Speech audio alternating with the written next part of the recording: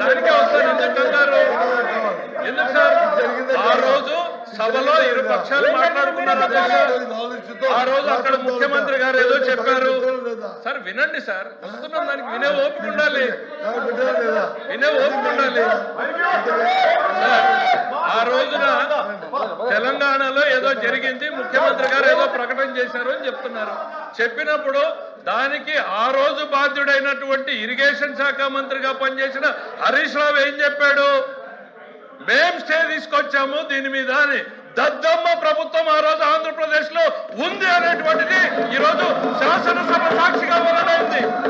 చేతగాని దద్దమ్మ ప్రభుత్వం ఆ రోజు ఆంధ్రప్రదేశ్ రాష్ట్ర ప్రయోజనాల్ని తాకట్టు పెట్టింది అనేటువంటిది తెలంగాణ శాసనసభ సాక్షిగా మాట్లాడితే దానికి మేం సమాధానం చెప్పాలి అధ్యక్ష.